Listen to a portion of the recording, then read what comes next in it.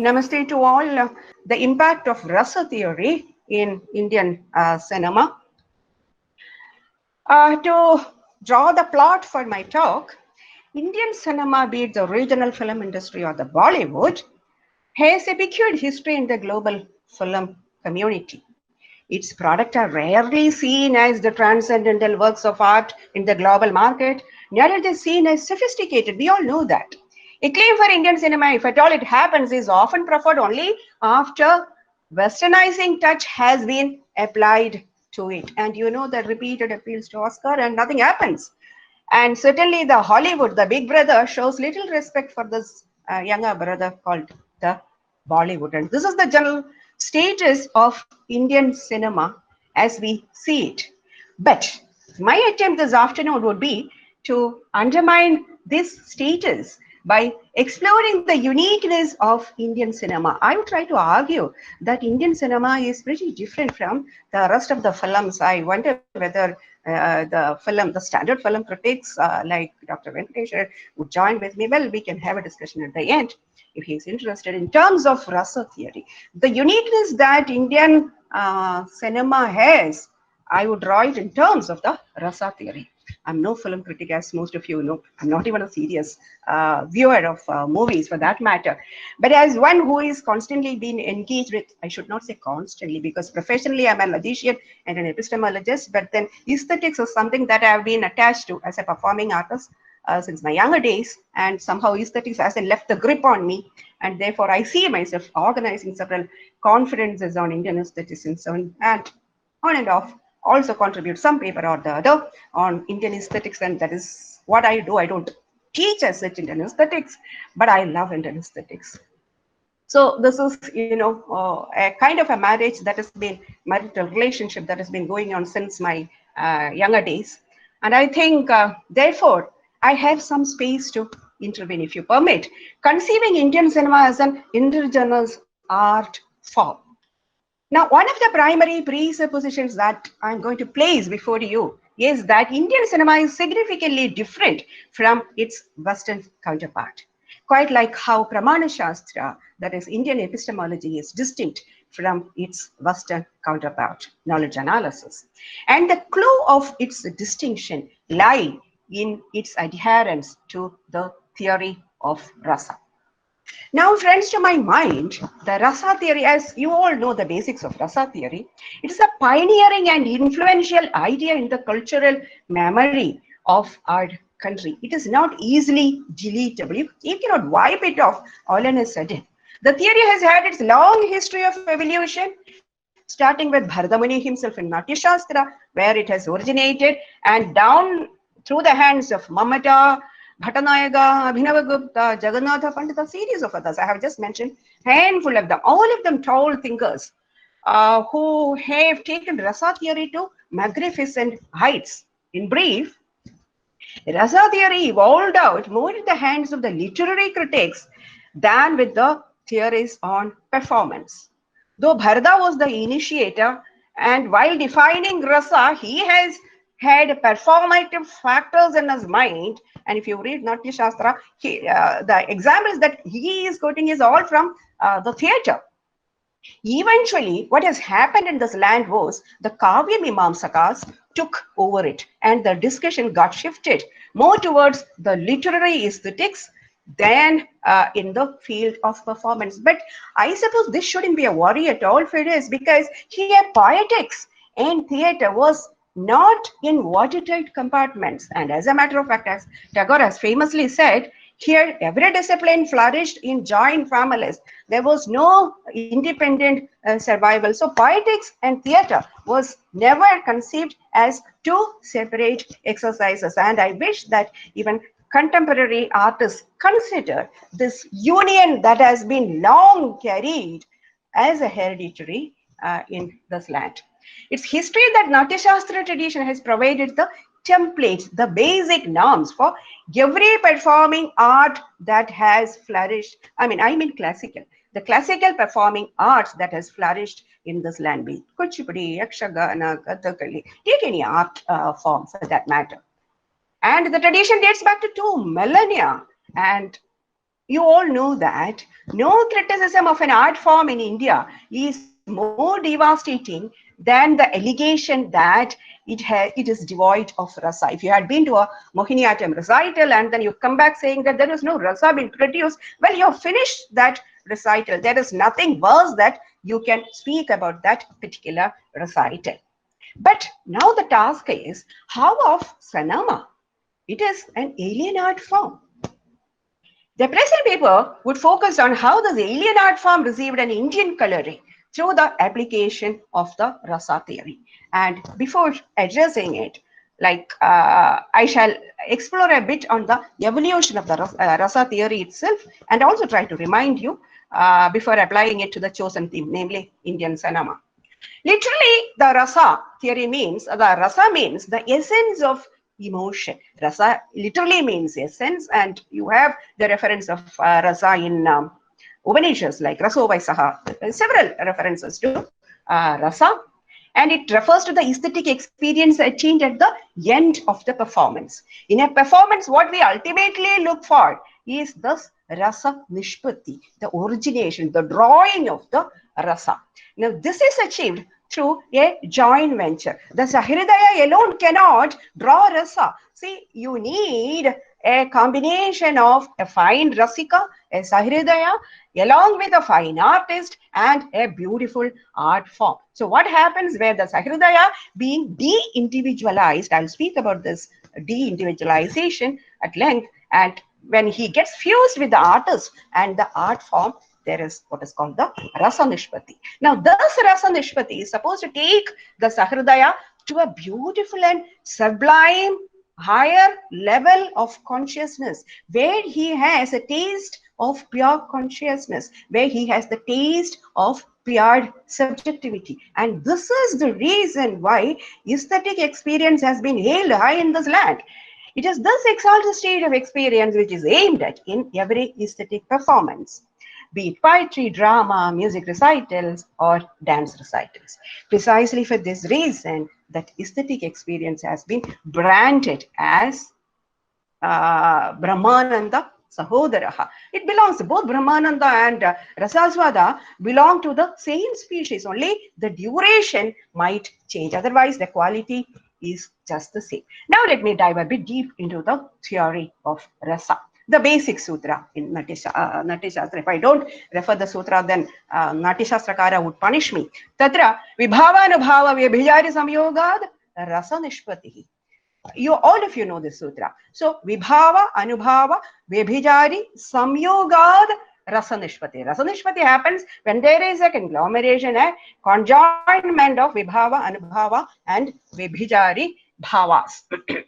A harmonious blending of these three bhavas. Now, it seems revealed from the sutra itself that Rasa theory is structured around the concept of bhava, which is getting subdivided into bhava, anubhava, vyabhijari bhava, and satyuga anubhava, so on so forth. Now, what is a bhava? As intuitively, most of you know that bhavas are the permanent psychological states stimulating which the artist produces the rasa. See, an artist, what is the job of an artist? He is trying to stimulate the bhavas, the sthayi bhavas, the psychological, the inherent psychological states that you have, you carry within you. Bharata identifies 8 sthayi bhavas which affect or which produces, which has the corresponding 8 rasas. What are the sthayis? The sthayis are rati, hasa, shoka, krodha, utsaha, bhaya, jugupsa, and vismaya. Corresponding to that, you have the 8 rasas. So from the rati, you have the shringara, and then from the hasa, you have hasya. Shoka has karuna, and krodha, raudra.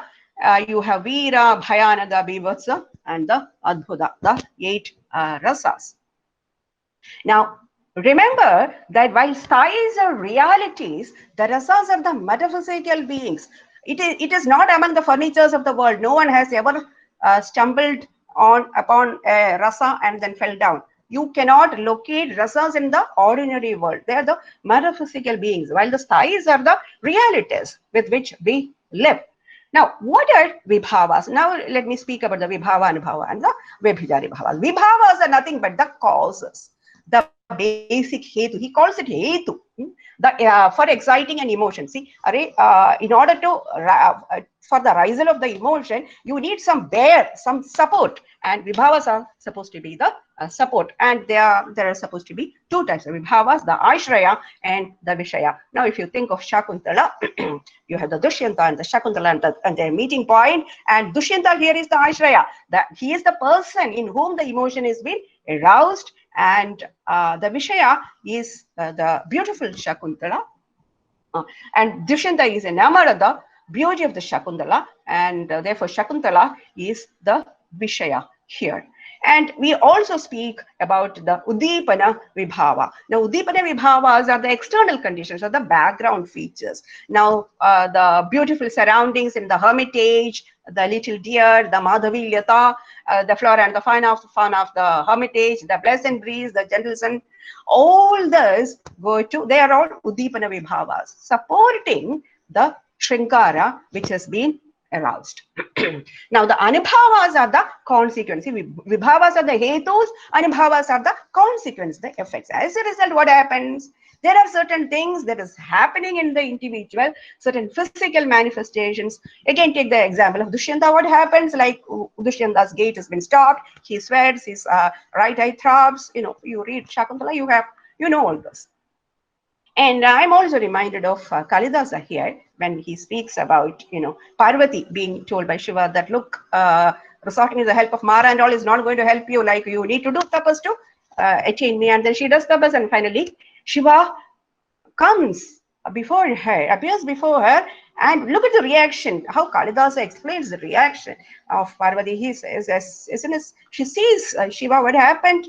She is happy, of course, but then she is also shy, and she also has some kind of a fear, and she is embarrassed. So all these emotions come together at one time onto her, and he employs a beautiful imagery. He says, just like a flowing stream has been stopped by a rock, she neither moves nor proceeds. She neither stops nor proceeds further. So, she becomes a spring. What a beautiful analogy. So this is how the imagery has been employed to bring out the beatitude. Now, the Vyabhijari bhavas are the transient or ancillary emotions, the splattering of the eyelashes, the shyness, the lajja, this is a unique Vyabhijari that we have in India. I can speak a lot on that, but no time. So these are all Sanchari bhavas. See, the uniqueness of Sanchari bhavas is that Sanchari can be attached with any stai and any rasa. They keep moving.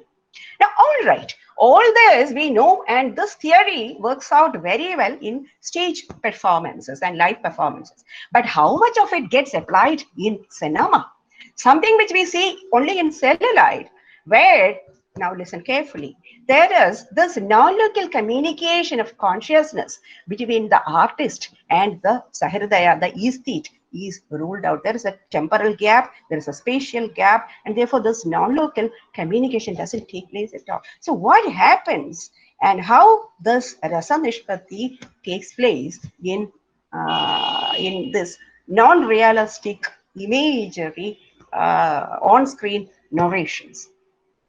But I must also say, this is a worry, of course, but compensating this shortcoming, there are several advantages. For instance, closing the time gap. See, in stage, there are several things that we cannot show. It can effectively employ the Udipana Vibhavas, the Anubhavas, and the Sanchari Bhavas, and that is one of the reasons why movies are so favored by the Sahridayas, because it can, effectively close the time gaps. For instance, if you'll have to speak about the feeling that the hero has being separated, the pangs of separation the hero is undergoing, then he is experiencing it during the dusk, and then the enduring pangs of separation during the night can be shown in a continuum without breaking the emotion. That can be done only in a movie. Now, studies were on how Rasa theory influenced first the plot construction and then the performance of the actors and also the director. directorial achievements in cinema, there are several studies. Primarily, the storytelling attributes in Indian cinema. I must tell you that till very recently, I don't closely watch movies these days, but till very recently, when you conceive a story, the pivotal role was always for Rasa. The narrator, the script writer would always think, what is the major Rasa that I'm going to communicate, and what are the subsidiary styles that I'm going to stimulate, which would help me achieve the target. So these were the major concerns for the story writer. There were also criticism, of course, I must present this. Probably I'll get some questions at the end. There were also criticisms against applying Rasa theory to the non-realistic worry and apprehension that I have shared with you a little while ago. Also, worries were on how an ancient model like the Rasa theory with doubtful contemporary relevance could effectively help critiquing Indian cinema. That was yet another worry. But weighing these two sides, at least till some few years before, the other side, that Rasa theory has to be retained, was heard loud or weighed more. And there was a general consensus that Western models of film criticism privileging the realistic form is inadequate to appreciate the Indian cinema, and felt that we need to implement the native theories of aesthetics to appreciate the expressive acting, the song and dance performances that frequent in Indian cinema, and also the melodramatic narratives. And therefore, a call for greater engagement of Rasa theory was heard loud. Of course, visible influences of Rasa theory could be detected very early, and this visible influence of Natya Shastra was very prominent at the early stage when film industry was still stumbling. It did not have a heritage, so it was largely depending on the theatre for creative guidance. Look at the Indian early cinema. If you look at the Indian early cinema, particularly that of Shivaji Ganesan and all that, it will be very, very visible. It's domestic themes that circle around love and overpowering grief. That is so even these days. The stereotyped roles of the chivalric hero and the pristine heroines, the larger than life background. See the Shivaji Ganesan and MGR movies, the larger than life backgrounds, the exquisite makeup and costumes, the augmented kind, and that is an instruction that comes from Natya Shastra, the augmented representation and innumerable music and dance sequence. Let me stay a while for this augmented representation. See, in real situation also, while the Sthai Rati has been stimulated, the Hri or the Leja might come. But then when the heroine has to communicate that she is experiencing, or the Sanchari of Hri is what has been engaged with, she should have big eyes. So the eye makeup is very, very significant, so that the lashes are shown, the splattering of the lashes, she has to close and open the eyes, and all that has to be communicated to the Sahridaya. And for that, this augmentation is very, very essential. So friends, so far we have seen that Rasa theory visibly as a layover Indian cinema. With this basis, now I would like to draw the distinction between Indian cinema and its Western counterpart. Let me begin with the Abhinaya or the acting in general. According to Natya Shastra, the enactment process, actually the communication, the aesthetic experience takes place at 4 stages. At the first point, you have the creation of the text, the very conception of the story in the mind of the poet, here the story narrator. And the second is the reconstruction of the experience. When the script is being read by the actor, there is this experience of the story in the mind of the actor. And the third stage, the actor is reproducing the emotions that is represented in the script and trying to communicate the emotion to the audience. And in the last stage, the audience recreates the experience the actor tries to portray. So these are the 4 stages in which there is a gradual progression, and which leads to the final aesthetic experience. So this kind of aesthetic experience is quite different from that of the West. It was the Russian aesthetician Stanislavski, as most of you know, who laid the foundation for the modern theater. And Stanislavski argued that it is only by becoming the character. See, in the Western theory, I do not know whether there are more current theories. he has argued the general conception in the West is that the actor should become the character. Uh, and in order to have the worthy performance.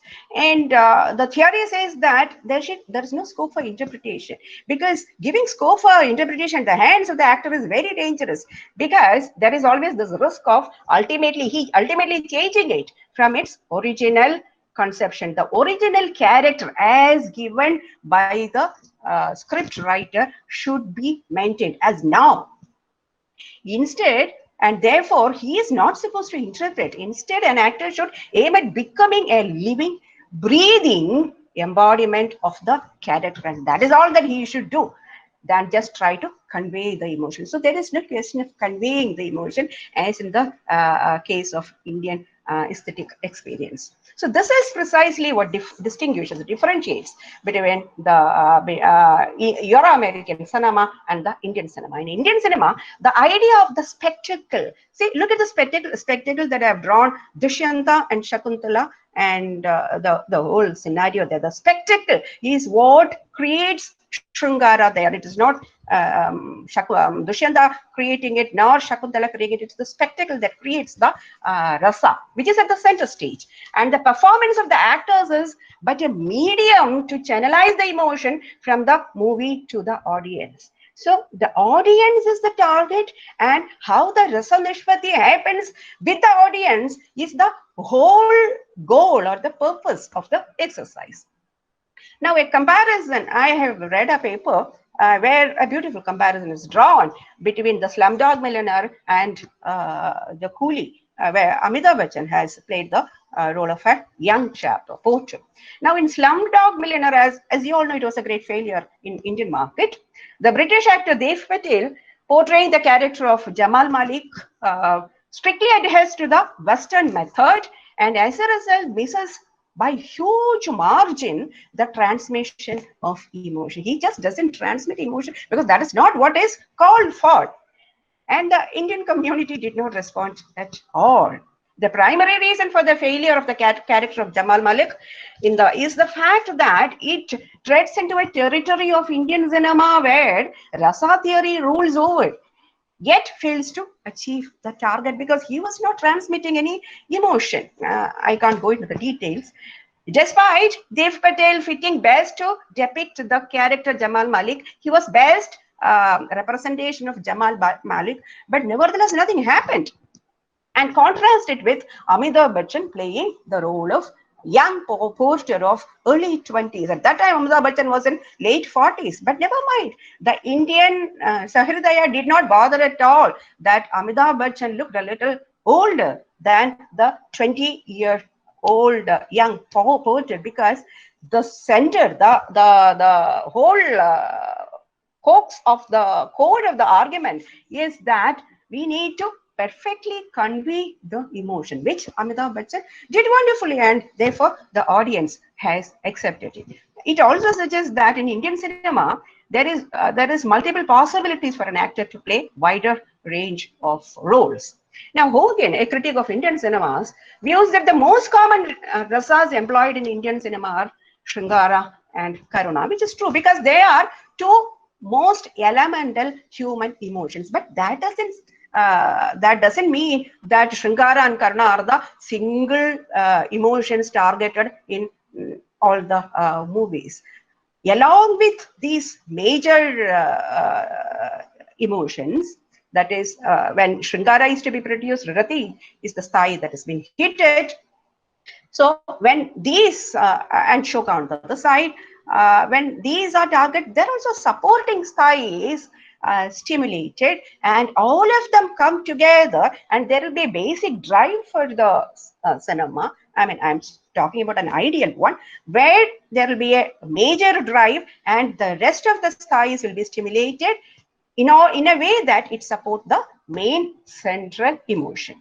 And generally, Hasya, Adbhuta, Raudra, all of them. I'll give you an example. For instance, a hero, when the intention is to stimulate the Shringara, the hero can involve Krodha and exhibit or try to stimulate Raudra, which in a way helps the Shringara, directly helps Srikala. So it is the way how these thais in a row has been stimulated and kept in a coherent fashion that matter, and that takes to the success of the stimulation of the rasa. When I spoke about the need for a coherent presentation of various rasas, I'm reminded of the feast analogy often given by many foreign critics. Often, as such, rasa itself refers to food, and the basic analogy has been employed by none other than Bharadamuni himself. Now, Robasheshna says Indian cinema is a feast. House, it is a feast. Feasts are attached to festivities. You know that every cultural community, what the name, see, Nairs have a typical type of a feast, which might differ from that of Nambutris and so on and so forth. So there is feasts are a characteristic mark of a cultural community. Now, quite like in a feast, and what is unique about feast is that feast should always go slow. You need time. You need to sit down, cross-legged, and enjoy the feast. I'm reminded of a feast that I had when I was in one of the Maharashtra communities when I went for a presentation. You know, the panoramic way in which they serve the wine in silver plates, a beautiful maiden dressed in traditional clothings, coming and serving, and the smell of the food, you know, still it is vivid in my before my eyes. So the flavor, the taste, the sensation one gets when food is perceived, touched, taken into mouth, chewed, mixed, served, and swallowed, all this is a phenomenal experience. So too, Indian cinema gives the audience enough time to savor and experience the emotion conveyed by the film through plots and then subplots, then multi-layered events for a running time of about 2.5, 3 hours. Nobody seems to be in a hurry. To the spectator, then Indian cinema is but a feast where the various rasas portrayed by the film is displayed. Quite like in a feast, one course after the other comes in. And you know, there are combinations, as I've said, Sringara and Krodha, how they get finely combined.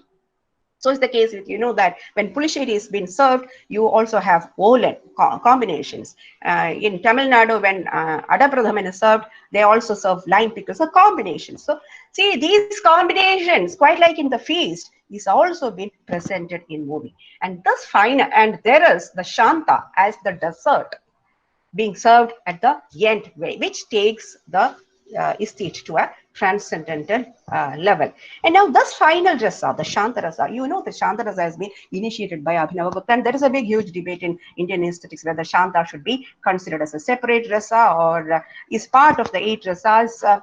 Well, I am with that group stating that Shanta should be part of the 8 rasas. Now, the reason being is this, that Shanta is what is ultimately being experienced when the rasa has been experienced. Remember, friends, see, when you are engaging in Shringara, for instance, in actual life, for instance, when your rati has been stimulated, you have a turbulent state of mind. Or when you are engaging when your shoka has been stimulated, you are in a turbulent state. You are not peaceful. You are in a turbulent state of mind. But the same thing when you are experiencing in rasa, there is tranquility, peace. And it is tranquility that takes you to the higher level of pure consciousness. And Richard Shrishna also says that Shanta, there is nothing that has to be communicated for the Sahridaya to enjoy the Shanta. Just allow Shanta to be experienced simultaneously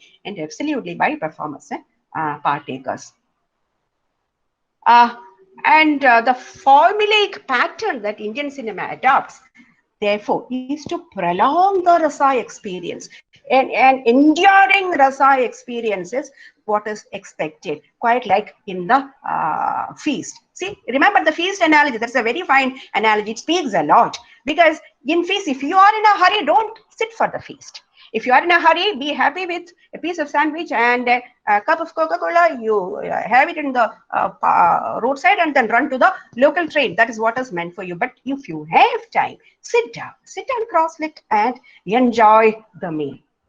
I also remember, I can also bring in yet another analogy. I believe in analogies. You know, it's an Indian disease.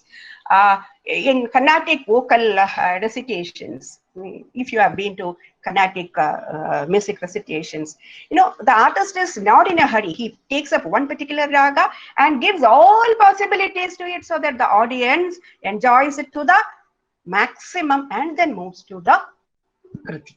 That is the way. See, rasa has to go. If the rasa is the target, then we need to go slow. And this also takes me to the role of music and dance in Indian cinema. The impact of Rasa theory is very visible in the enhanced use of music and dance in Indian cinema. Bollywood movies are famous for, I hear that, this Bollywood formula has been applied these days, even in the Western movies of Bollywood dances. You see several of it. I don't want to speak about it at length. Now, the character, in cinemas, and most of the Indian cinemas, the characters that are otherwise normal suddenly turn into dancing and singing mood, and then by surprise, as if in a magic. And my friend Deshpande, Sharad Deshpande, in an article, he asks, why should we lament over the fact that Nach and Ghana, as though it's a crime? Why should we be bewildered about that fact? And he also quotes Mukund Lath, who says that this interlude in the film narrative lie in this centuries-old theatrical tradition of India and the hold of Natya Shastra in the film industry. And the general public faces no problem apart from few intellectuals who keep worrying about why this Nach and Ghana. The general public faces no credibility problems with hero or heroine getting into a dancing mood. But we may also wonder that, say, look, in the realistic situation, if there are, if there is a couple, think in a campus, and if the rati is being stimulated, they don't run into a dancing or singing moods. That is not realistic. That doesn't happen. Like, how Nutan and Devanand does in Paying Guest kind of movies. This doesn't happen. But here, drawing the disparities, Bharata speaks about two types of dharmis, the Natya Dharmi, the Natya Shastra, and the Loga Dharmi and the Natya Dharmi. Now, the Loga Dharmi is what happens in the actual situation, but Natya Dharmi is different, as I have said about the eye makeup. In Natya, certain things have to be added, enhanced, augmented, so that the Rasa Nishpati takes place. Also following Natya Dharmi, actors used to portray the emotions more than the actual characters they are playing. The aim is to transmit the emotions. And music and dance are two very effective Natya Dharmis. And a little more, bit more on music. That in Natya Shastra, about 9 chapters are credited to the role of music in theatre. It's a favorite topic of mine also, the raga rasa combination. When Natya Shastra was written, ragas were not being discussed, and therefore he speaks about the role of swara in expressing the particular rasa. But these days, a lot of people, when I had organized in 2009, I had organized a seminar in Indian Institute, there were papers presented on raga and rasa. We know that each rasa, each raga is connected with a particular rasa. And in earlier stages, ragas were carefully handed to depict a bhava. We know that each raga is meant to arouse a particular feeling, used only for particular occasions, in specific times, and so on. For instance, take Shahana, which Shahana raga, as some of you might know, it is meant for devotion, appeal. Sree Kama Pama Dhani Sa Sani Sadani Dapama Gamari Garesa. See, the mood is appeal. And you have a beautiful film song in Malayalam.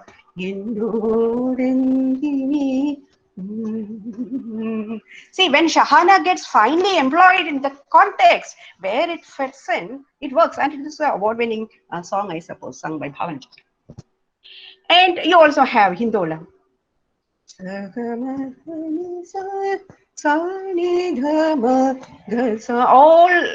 swaras are loud swaras, and you can't use Hamzadhwani, for instance, to represent Vipralamba Shringara, where you, when, for instance, in a song like where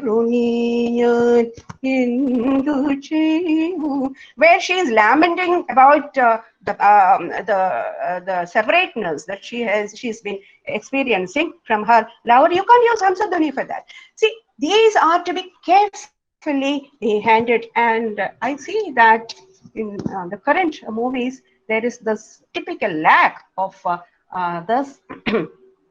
And there is also timings, like, the certain dagas are to be used in the morning and in the afternoon. In fact, in Hindustani, they speak about hours between 12 and 2 and so on and so forth. But in Karnataka, we don't speak about the hours.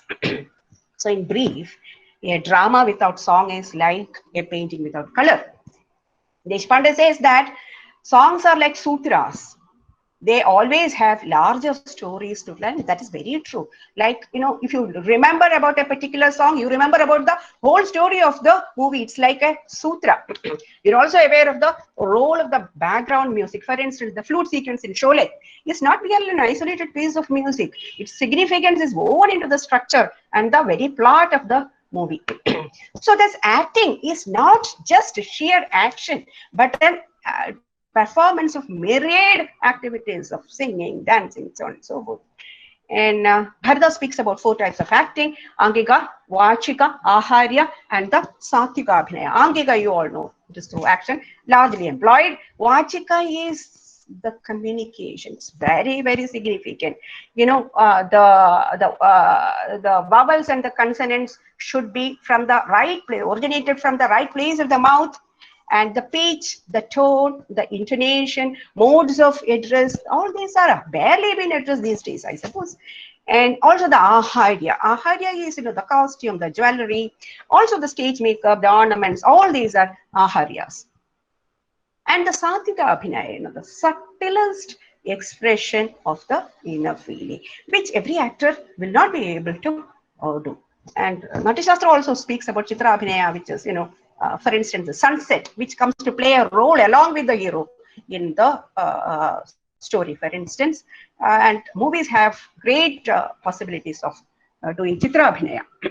Now, Satyajit Ray says that, starting from screenplay, when somebody writes the screenwriting itself, this focus on rasa has to be placed.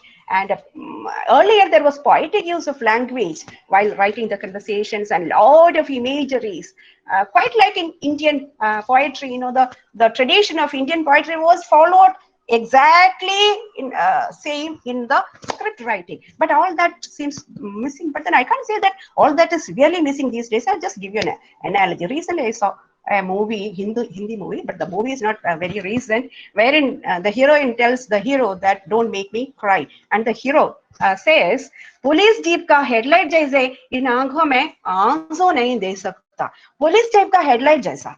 See, he is a thief, and therefore he is very familiar with police jeeps. So instead of saying that your eyes are like lotus petal or shankhu pushpa, he says they are like the headlight of the police jeep. So in aankhon mein aansu nahi dekh sakta. See, a very fitting imagery that has been employed. So Satyajit Ray also says that, see, while you conceive the very plot and write the screenplay, Dr. Venkatesh was speaking about Pathe Panchali. When Pathe Panchali was written, when he wrote the screenplay of Vibhuti Bhushan's story, he has done it exactly where placed in Rasa Theory in the strict sense of the term. Now, let me explore a little bit on a topic which is favorite for Malayali mindset. Should Indian cinema focus on Rasa Nishpati alone, or should how about art for social change? Dr. Venkatesh also beautifully responding to one of the questions about feminism. He spoke all that I should speak probably, but then let me address. Here, let us throw down carefully, because the floor is a little slippery. Art is indeed a slice of the phenomenal world. You can't speak anything in the art which is not in the world. True. It does represent the society, but the question is, should it also enter into the field of axiology and say that society is not only like this, but also that society should be like this? This is what I differ. There are different schools, and the debate is as old as Abhinavagupta. Abhinavagupta says that there should not be any role for social change in art. And I belong to the school of Abhinavagupta. I detest loud pronouncements of ethical ideas in art films. And these days, there are proliferation of such movies. I remember that movie where Manju Warrier played the leading role, where she speaks about the necessity of raising kitchen garden and all the loud pronouncements of ethical principles without any touch of aesthetics. And of course, you have the valorous hero speaking about the role model, but the prime intention is Rasa Nishpatti. And are these ethics and aesthetics separate into watertight compartments? Is the basic question that we need to address, and I would say no. Well, I did speak about Abhinavagupta, who says that nahi anena samajikaha viniyate. Don't give vinaya means injunction. Don't give injunctions to the society through the art piece.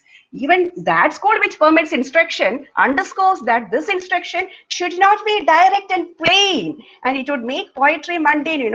I would, whenever I see such movies, I would say that, hey, I'll write a better logical theory on this. Why should you make an art form to communicate this? Hence my theory. I have devised a theory which says that metaphysics is the first philosophy as in India is concerned. And why metaphysics? In the last IPs I have presented a paper, some of you would have heard, that Maitri Karuna and Mudita, Maitri Karuna, Mudita and Upeksha, the four Buddhist principles, are not ethical principles at all. They are metaphysical principles. The Karuna that Buddhists speak, read Nagarjuna, is a metaphysical principle, it's not an ethical principle.